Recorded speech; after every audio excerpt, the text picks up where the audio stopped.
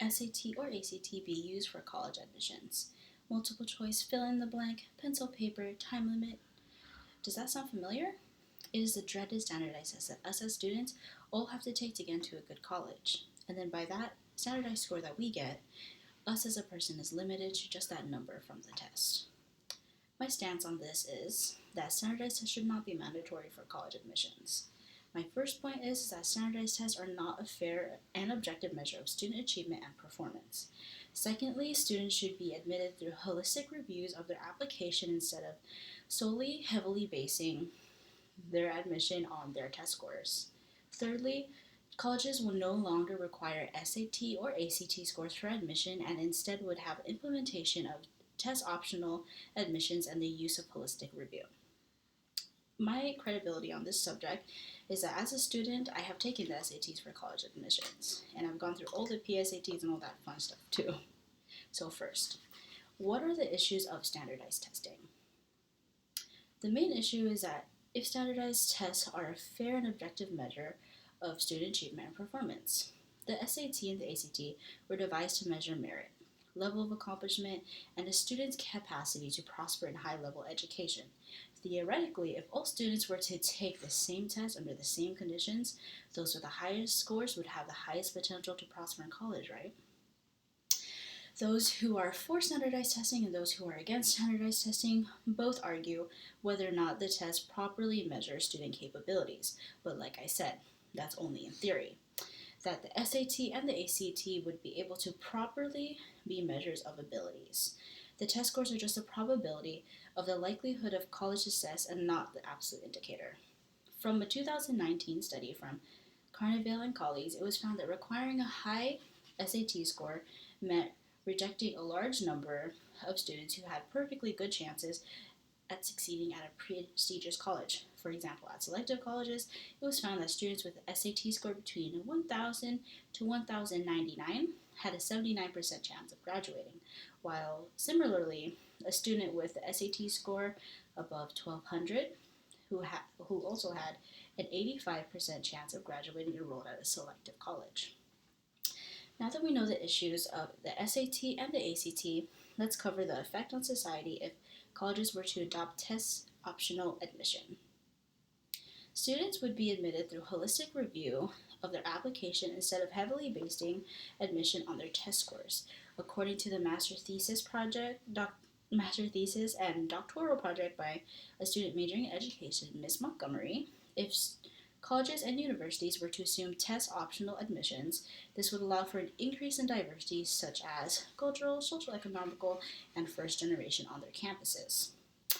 Students now being able to apply to universities through alternative methods with standardized exam scores not being mandatory, universities will see an increase in students who are of lower income and minorities. According to the prior admissions director of USC, Mr. Lucido, in the interviews that he conducted, it was found that most students didn't apply to colleges that they may have been qualified for because of the fact that they thought that the test scores were heavily weighted in the admissions. And with test optional admission, students would be more comfortable applying to these colleges, which would lead to an increase in minorities. And then here I have a graph which shows these are the students that would be displaced if admissions were just SAT only admissions. But we're not concentrating on the SAT only part, we're concentrating on the divisions between the ethnic groups. As you can see on the top, it's a top SES, which is the high social economical status students, and then the bottom three is a lower social economical students.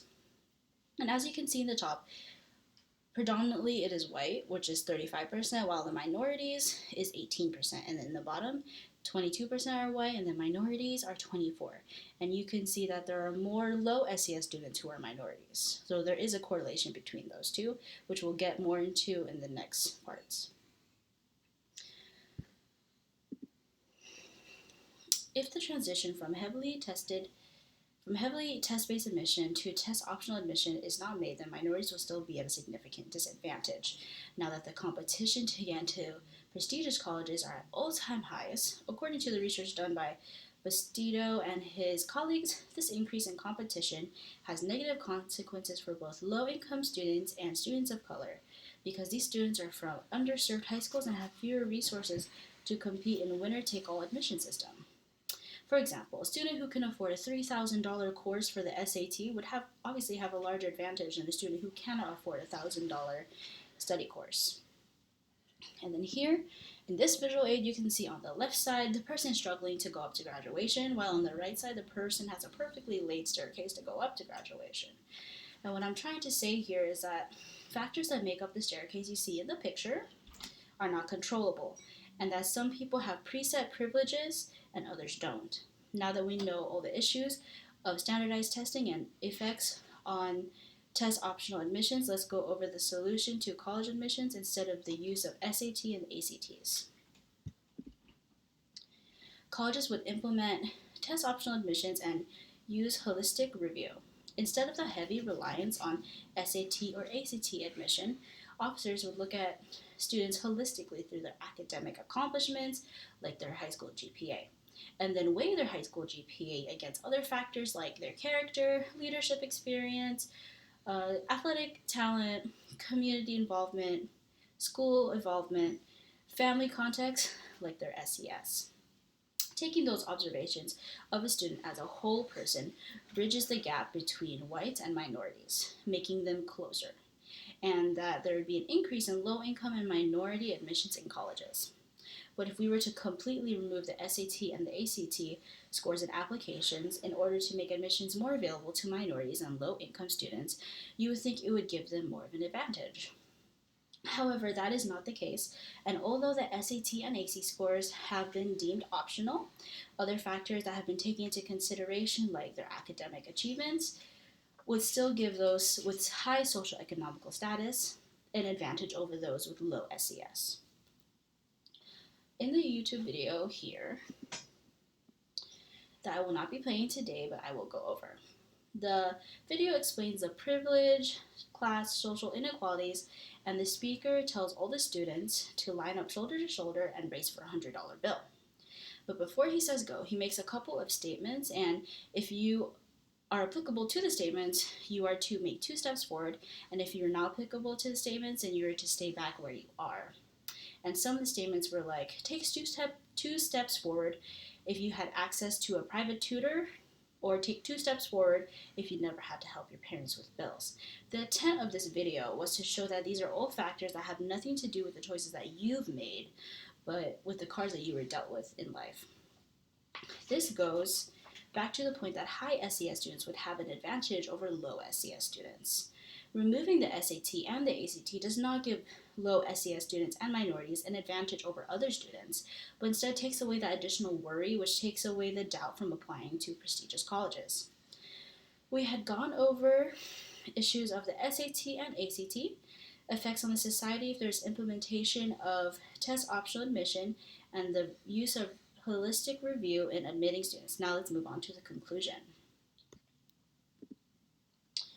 Students have likes and dislikes. They have free will. Students are not machine parts to be assembled by a skilled technician, quoted by Anonymous. Students should not be held back because of the definition they are given by a number. All the points I have made today is that standardized tests should not be mandatory for college admission. They should not be used to determine student capabilities. They are not a fair and objective measure of student achievement and performance, and that students should instead be admitted through holistic review of their application instead of heavily basing admission on their ACT or SAT scores. And also that colleges will no longer require SAT and ACT scores for admission, and instead would have implementation of test optional admissions and the use of holistic reviews by admission officers. Thank you for listening to me today.